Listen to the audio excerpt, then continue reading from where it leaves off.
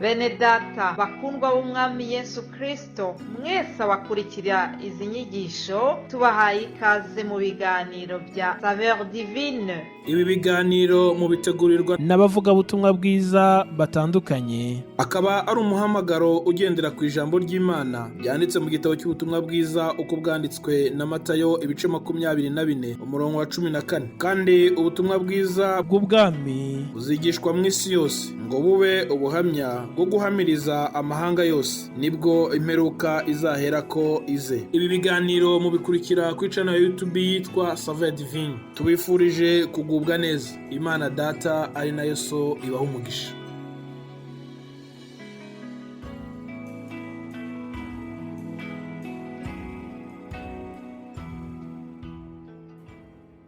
Yesu ashimwe kandi ahimbazwe. Ndongeye kubaramutsa mu izina rya Yesu Kristo umwami wacu. Reka amahoro y'Imana abane natwe twese kandi tugubwe neza mu mwami wacu. Amen. Imana ihabwe icubahiro. Mwene so kwizera Fabien, shimiye umwami Yesu anyemereye kongera kubana namwe muri uwo mwanya mwiza wo gusangira ijambo ry'Imana biciye muri kino kiganiro Saveur Divine. Imana iduhana umugisha.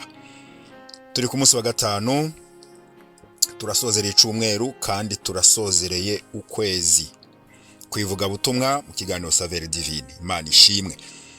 Ndashimiye Imana kuko yabanye natwe uku kwezi kose. Ndashimiye Imana yaratuganirije muri kino cumweru. Imana ihezagira abakozi b'Imana bambajirije kuva ku munsi wa mbere. Uyu munsi dusozera kino cumweru kandi dusozera kuno kwezi, turiko turasangira amajambo y'Imana avuga ku rukundo rw'abana b'Imana. Imana ishimwe. Urukundo rw'abana b'Imana. Nshuti z'umusaraba, hariho urukundo rw'Imana. Urwo rukundo rw'Imana nigo rwaduhaye urukundo rw'abana b'Imana. Uko dukundana si ibyo twigeneye, uko dukundana si ibyo twize mu mashure, ariko ni urukundo twamuye ku Mana Data wa twese, aho yadukunda ubwa mbere maze ikaduha Kristo Yesu ngo atubambirwe, maze ubwo rukundo rw'Imana, iyo kamere y'Imana y'urukundo iyitera mu bana b'Imana.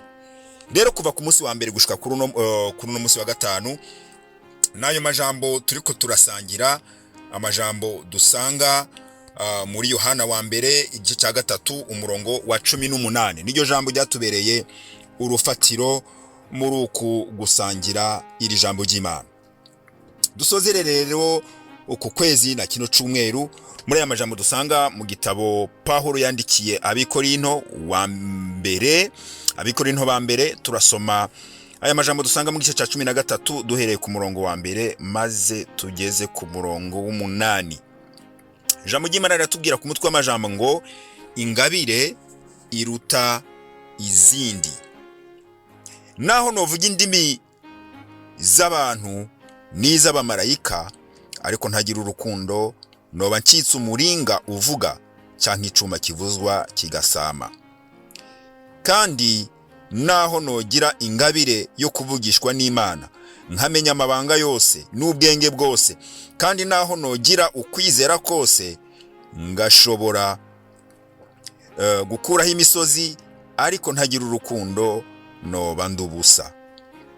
Kandi naho notanga ivyanje vyose ngo ngaburira boro, kandi naho notanga umubiri wanje ngo nturigwe, ariko ntagira urukundo ntaco vyomarira. Urukundo rurihangana, rugira neza, urukundo ntirugira ishari, urukundo ntigwihayagiza, ntigwihimbaza, ntirukora ibiteye isoni, ntirurondera ivyago, ntigwiciraho, ntigwiyumvira ikibi ku bantu, ntirunezerezwa no kugabitanya kw'abandi, ariko runezerezwa n'ukuri. Rurenza ko muri vyose, rwizera vyose, rwizigira vyose, rwihanganira vyose. Urukundo ntawo rushira. Kuvugishwa n'Imana bizokugwaho. Kuvuga indimi nyinshi, izindi ndimi kuzogira iherezo, ubwenge buzokugwaho. Mana ishimwe kandi ihabwe icubahiro. haleluya. Nshuti z'umusaraba, uru rukundo dukura ku Mana Data wa twese ni urukundo atarugwa amarangamutima y'umuntu. Mana ishimwe, haleluya. Ni urukundo ruherekezwa n'ibikorwa byo kugira neza. Mana ishimwe.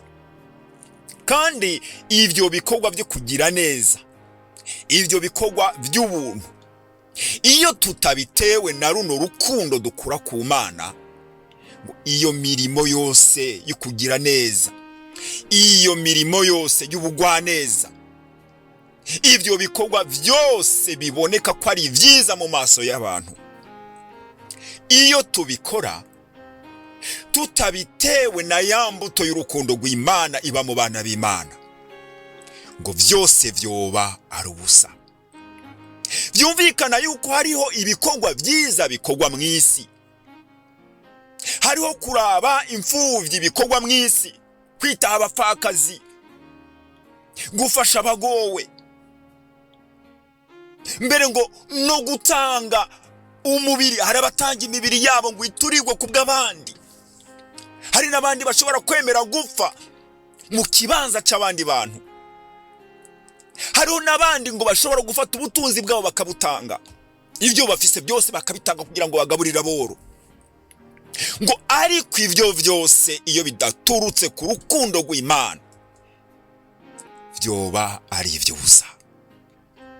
Hari amashirahamwe mu isi atandukanye ajeje gufasha imbabare, hari amashirahamwe za HCR zifasha impunzi, hari amashirahamwe za Croix Rouge zitabara abagwaye, abakomeretse, abafise ingorane hateye ibiza bitandukanye. Mbere hariho n'abantu bakomakomeye bafise ayo mashirahamwe, harimo ababitwa ba Bill Gates n'abandi batandukanye. Ariko ndemeza yuko ayo mashirahamwe yose mpuzamakungu akora ibikorwa byiza byo gufasha abantu kandi bari mu ngorane, ndemeza yuko batabikura ku rukundo rw'Imana. Ndemeza ko ikibatuma gukora ibyo bintu si urukundo rw'Imana. Impamvu ziratandukanye sizongeye kuvuga ko kuri uno munsi, ariko icyo ushaka kuvuga nuko hari ibikorwa byinshi byiza bikorwa mu maso y'abantu bitewe n'impamvu nyinshi mu isi zitandukanye. Muri izo hari ugushaka icubahiro mu isi, kugira ngo nkore ibyiza mu maso y'abantu, ngirire neza abantu mu isi kugira ngo banyubahe. Abantu bami icubahiro, nubaka izina, mba umuntu akomeye, mbere urangeranwa, nandikwe mu bitabo, nandikwe mu binyamakuru, uvugwe ku maradiyo no ku mateleviziyo atandukanye, bimenyekane yuko jewe nubatse izina mu kugira neza. Hari ukugira neza kugira ngo dushimwe n'abantu, kugira neza ndabitewe n'amarangamutima, kuko nitegereje umuntu numva binkoze ku mutima, ngize amarangamutima, ariko niyo Mana ntayizi, kagira impuhwe niyo Mana ntayizi. Ibyo bikorwa byose ngo byoba ari iby'ubusa, kuko naho byandikwa mu gitabo cy'imirimo mu ijuru, iyo tutabitewe n'urukundo ruva ku Mana Data wa twese. Imana idufashe cyane, haleluya. Nshuti z'umusaraba, dukore neza, bamenye Kristo Yesu, dukore neza tubitewe n'urukundo twamura kuri Data wa twese, kugira ngo izina ry'Imana rishigwe hejuru muri Kristo Yesu umwami wacu. Nkanabwira n'abantu benshi bakora imirimo myiza kandi batarakira Kristo nk'umwami n'umukiza. Nshuti z'umusaraba, ntimwemere ko iyo mirimo yanyu myiza mukora mutaramenya Imana ibipfa gusa, ahubwo banza murondere urufatiro rwiza, banza mwakire Kristo Yesu n'urwo rufatiro, mumenye urukundo Data yadukunze muri Kristo Yesu akaduha agakiza, maze mubandanye gukora imirimo myiza, kuko iyo mirimo izandikwa mu gitabo kandi muzoyihembegwa nitwashika mu ijuru. Mana ishimwe. Nshuti z'umusaraba, dusozera iki cyumweru, dusozera uku kwezi, imirimo myiza iturange, urukundo rw'Imana ruturange muri twebwe, tugiriranire neza, tugire neza abandi, dukora ibyiza biboneka neza mu maso y'abantu, ariko byabanje kuboneka neza imbere ya Data, kuko ari wazoduha impebo mu ijuru. Ndabipfurije weekend nziza, mugubwe neza kandi uhoraho Imana abagirire neza. Kandi mboneyeho no kubamenyesha nshuti z'umusaraba dusangira ijambo ry'Imana mu kiganiro Saveur Divine, tugiye gufata akaruko gatoya kukwerana n'Imana na cyane cyane kugira ngo tugire ico duhabwa maze natwe tubashe kukibasangiza. Rero uku kwezi kumunani kose nta biganiro bya Saveur Divine mu ndimi zose muzoshobora kumva. Tuzosubira mu kwezi kw'icenda, azoba ari kuwa mbere itariki 4 z'ukwezi kw'icenda. Uhoraho Imana bagirire neza, abari mu karuhuko Imana bagirire neza, mugubwe neza.